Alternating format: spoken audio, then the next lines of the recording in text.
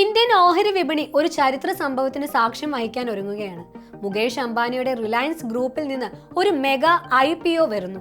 നമ്മളെല്ലാവരും ഉപയോഗിക്കുന്ന ജിയോയുടെ മാതൃ കമ്പനിയായ ജിയോ പ്ലാറ്റ്ഫോംസ് ലിമിറ്റഡ് ആണ് ഓഹരി വിപണിയിലേക്ക് എത്താൻ തയ്യാറെടുക്കുന്നത്.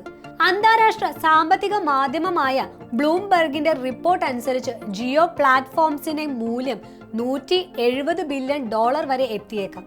അതായത് ഇന്ത്യൻ രൂപയിൽ പറഞ്ഞാൽ ഏകദേശം 14 ലക്ഷം കോടി രൂപ. ഈ തുക എത്ര വലുതാണെന്ന് അറിയാമോ? ഇന്ത്യയിലെ ടെലികോം രംഗത്തെ മറ്റൊരു ഭീമനായ ഭാരതി എയർടെലിന്റെ നിലവിലെ മൂല്യം ഏകദേശം 12.7 ലക്ഷം കോടി രൂപയാണ്. അതിനേക്കാൾ ബഹുദൂരം മുന്നിലായിരിക്കും ജിയോയുടെ മൂല്യം എന്നാണ് ഇൻവെസ്റ്റ്മെന്റ് ബാങ്കർമാർ കണക്ക് കൂട്ടുന്നത്. ഈ IPO വരുന്നതോടെ ഇന്ത്യയിലെ ഏറ്റവും മൂല്യമുള്ള ആദ്യത്തെ 2-3 കമ്പനികളിൽ ഒന്നായി ജിയോ മാറും. ഇനി നമുക്ക് പ്രധാനപ്പെട്ട ചില കണക്കുകളിലേക്ക് കടക്കാം. മൂല്യം. ഇൻവെസ്റ്റ്മെന്റ് ബാങ്കർമാർക്ക് നിർദ്ദേശിക്കുന്ന മൂല്യം $130 ബില്യൺ മുതൽ $170 ബില്യൺ വരെയാണ്.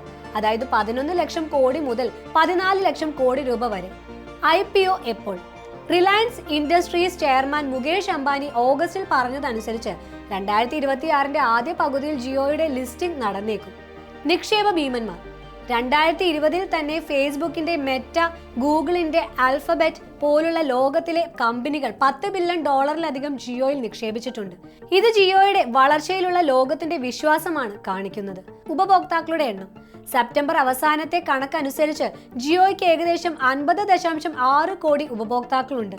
ഒരു ഉപഭോക്താവിൽ നിന്നുള്ള ശരാശരി വരുമാനം 211.4 രൂപയാണ്.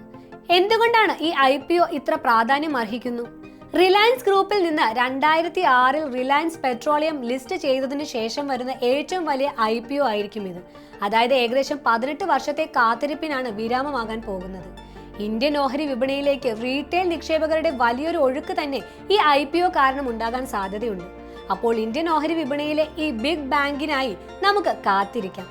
ചർച്ചകൾ പുരോഗമിക്കുകയാണ്. അന്തിമ തീരുമാനം ഇനിയും വരാനിരിക്കുന്നതേയുള്ളൂ. പക്ഷെ ഒന്നുറപ്പാണ്, ജിയോ IPO ഇന്ത്യൻ സാമ്പത്തിക രംഗത്ത് വലിയ ചലനങ്ങൾ സൃഷ്ടിക്കും. ഈ വീഡിയോ ഒരു പഠനാവശ്യത്തിന് മാത്രമുള്ളതാണ്. ഓഹരി വിപണിയിലെ നിക്ഷേപങ്ങൾ നഷ്ടസാധ്യതകൾക്ക് വിധേയമാണ്. ഏതൊരു നിക്ഷേപം നടത്തുന്നതിനു മുൻപും ഒരു സാമ്പത്തിക വിദഗ്ധന്റെ ഉപദേശം തേടുക. ഈ IPO കുറിച്ച് നിങ്ങളുടെ അഭിപ്രായം എന്താണ്? താഴെ കമന്റ് ചെയ്യുക. കൂടുതൽ സാമ്പത്തിക വാർത്തകൾക്കും വിശകലനങ്ങൾക്കുമായി മണി ന്യൂസ് മലയാളം സബ്സ്ക്രൈബ് ചെയ്യാൻ മറക്കല്ലേ. നന്ദി.